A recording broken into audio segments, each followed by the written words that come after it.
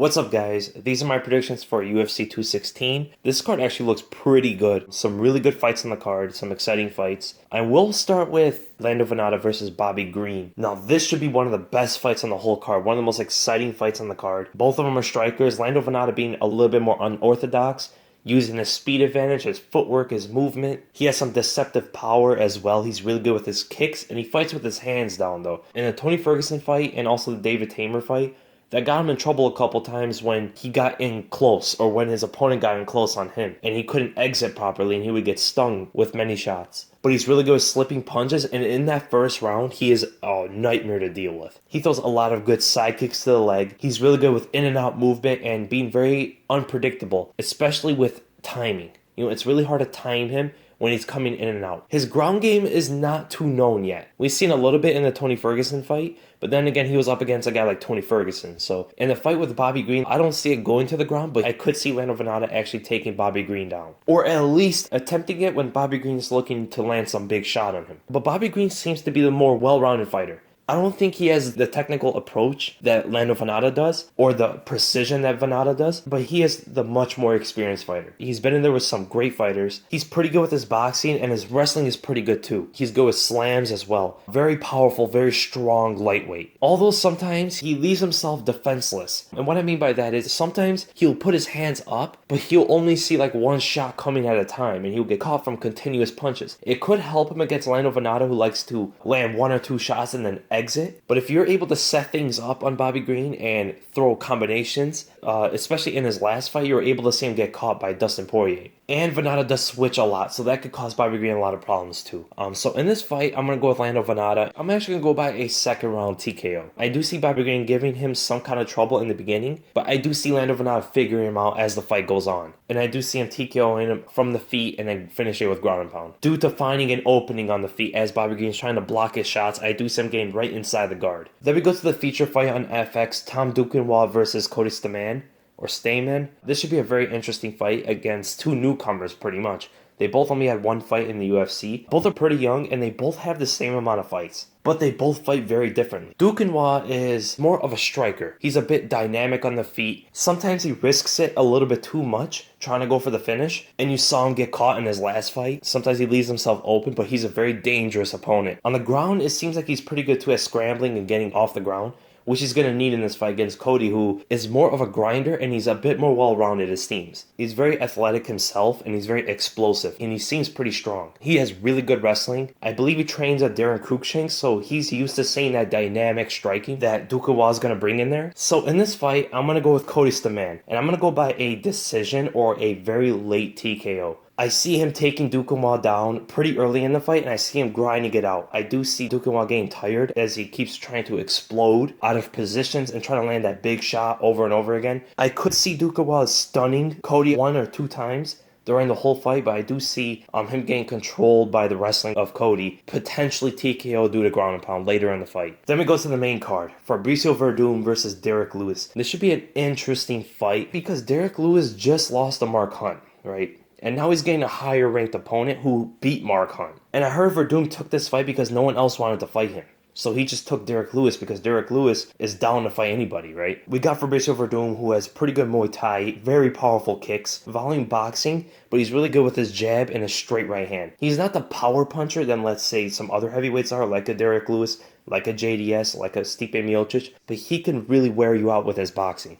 And his kicks and his knees are devastating. He has amazing leg kicks and amazing knees. And he's really unpredictable at times, throwing flying side kicks right off the bat. And the thing that we know about Werdum is do not go on the ground with him. I don't suspect that Derrick Lewis is going to try to take him down because Werdum probably has the best Brazilian Jiu-Jitsu in heavyweight history. You can't even ground upon him that effectively. That's how good he is at controlling his opponent even when they're on top. His submissions are deadly as well. And then you got Derrick Lewis, who's pretty much a brawler, takes a more of a boxing approach, doesn't throw kicks too often. He does have some good leg kicks when he actually goes that route, but I don't suspect him to go that route in this fight, kick for kick with Werdum. He's pretty precise with that right hand, and he really tries to impose his will on his opponent. I mean, he has a lot of heart. He always tries to land that big shot, even when he's hurt, even when he's tired, which is one of his biggest weaknesses, is that cardio issue. And we know Werdum has pretty good cardio. He's gone to 3 rounds many times. So in this fight, I'm going to go with Fabricio Werdum. I might go by a decision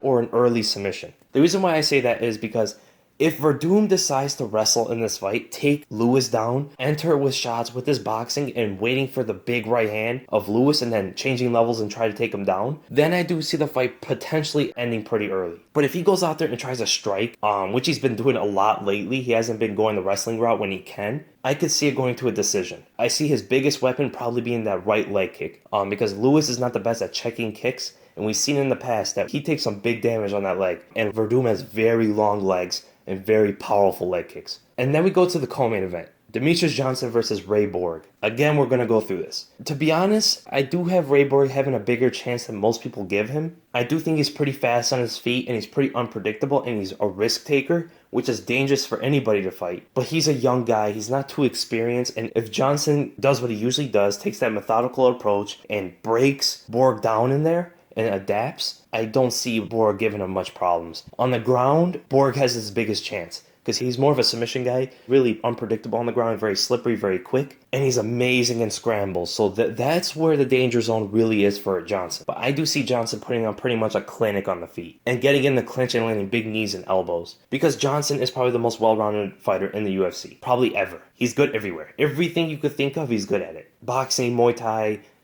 in and out movement, footwork, being unpredictable with his movement, with his patterns, landing shots, getting in the clinch, landing big elbows, switching to a double leg, taking the opponent down, landing big ground and pound, transitioning, going for submissions.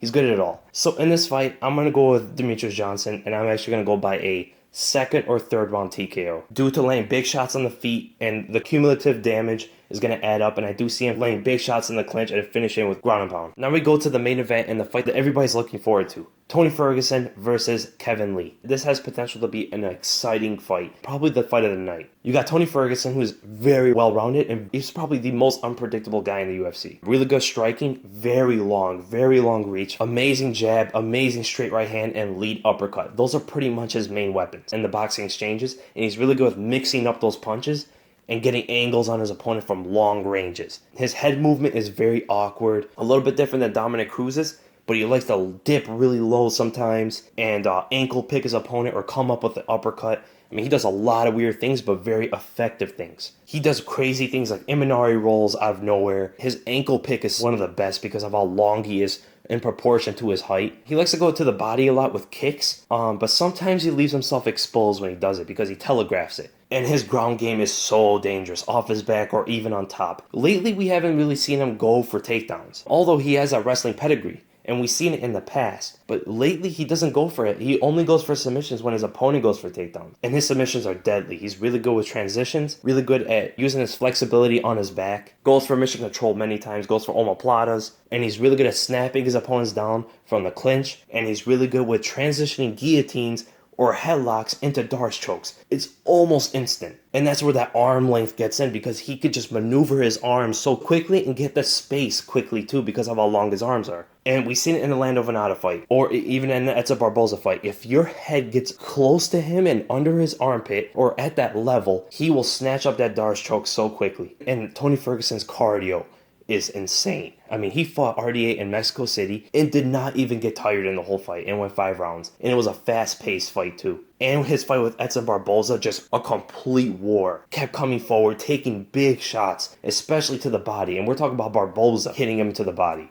And he just walked right through all of it. That also relates to his toughness and his chin. He has an amazing chin and amazing toughness, which sometimes it seems like he relies on it a bit too much. Yes, he's really good with rolling with punches, and he's really good with moving his head with the punch, but we've seen him take big shots before where he could have probably avoided it. Sometimes he leaves his chin exposed, especially when he throws that lead uppercut, or even his jab, which could be dangerous because Kevin Lee does take that boxing approach, especially as of lately, but he's really precise with his shots too, so he doesn't throw his shots for no reason. When he throws his shots, he's almost guaranteeing he'll land on the target clean, and he usually does. And he's fighting Kevin Lee, who's more of a grappler, has been developing his striking as of lately, especially boxing related. Sometimes he throws pretty good head kicks. They're really quick when he throws them, and I would like to see him throw more kicks. Maybe not in this fight because Tony Ferguson is really good at catching them, but his boxing is going to be key in this fight. If his boxing is developed even more than last time, he can cause Ferguson some problems on the feet when Ferguson goes for those long range punches. Because as long as Tony Ferguson's reaches,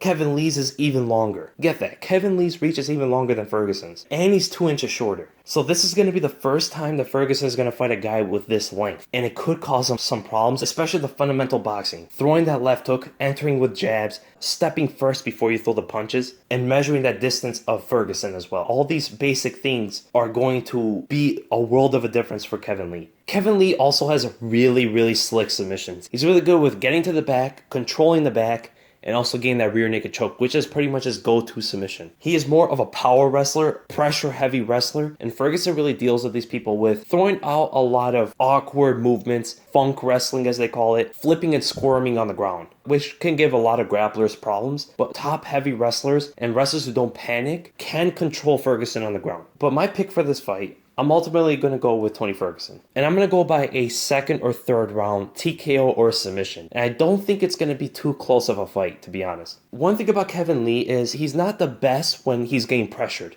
when he's getting pushed back. When opponents are able to strike and keep moving forward, which Ferguson is amazing at doing, which you've seen him do in the RDA fight, Kevin Lee tries to resort into his wrestling, taking a double leg, going in for the shot. Rarely does he try to counter when he's going back. He tries to just go for that takedown. But if Tony Ferguson can put that constant pressure on Lee and not give him the time to settle for that takedown, I don't think Kevin Lee is going to get anything off. I think Tony Ferguson is going to be able to pump that jab, which is going to be one of his main weapons in the fight, make him back up, and then keep pressuring forward, throwing his long punches, throwing the jab, throwing the straight, throwing the uppercut, and keep going. Do not let Kevin Lee settle. And I think he's going to get Kevin Lee to the cage, and I think he's going to fight very long because even though Kevin Lee has a longer reach, he doesn't normally fight long like Tony Ferguson does. Tony Ferguson has 1 inch reach disadvantage, but he's so much better at fighting long. That's why we think that he is longer, because it's the way he fights. And I think he's going to pick on him from far, slip shots when Kevin Lee tries to throw some, and I think he's going to counter and land big shots. I can see a straight right hand or an uppercut landing on Kevin Lee and rocking him while he's against the cage, and I see Kevin Lee trying to just drive in for the shot no matter what, and then I can see him getting guillotined or getting a Darce choke in. And finishing the fight. I can see Kevin Lee giving Ferguson some problems very early on in the striking department, but I do see Tony Ferguson just taking the fight over after that. So those are my predictions, guys. I hope you guys enjoyed the video, and if you did, make sure to give it a thumbs up, and if you enjoy my content, make sure to subscribe. Leave a comment below what your guys' predictions are, who you guys think is going to win and why. I can't wait for this card. I mean, we didn't have any MMA card last weekend. I think it's a good thing also because it gets people anticipated for the next one, and this is a really, really good card. A lot of good fights. So make sure you guys watch this card. It's going to be amazing. And a lot of people are anticipating what's the winner of the main event going to say. What are they going to do if they call out Conor McGregor or anything like that. People are waiting for that because Conor McGregor did say that he's waiting to see what happens in this fight if they can get his attention, if they can intrigue him into fighting them. And we'll also see if Demetrious Johnson could break the record. 11 title defenses, and hopefully if he does, I want to see him fight probably a bantamweight fight because we have Henry Cejudo and Sergio Pettis fighting next, and the winner of that's most likely going to get a title shot. So for my next video, I'm going to break down one of the fights in the card. I have a list of videos I'm going to make, and I have a bunch of them on there, so I'm going to try to get those out next week, so be on the lookout for all those. And thank you guys so much for watching, and I'll see you in the next video.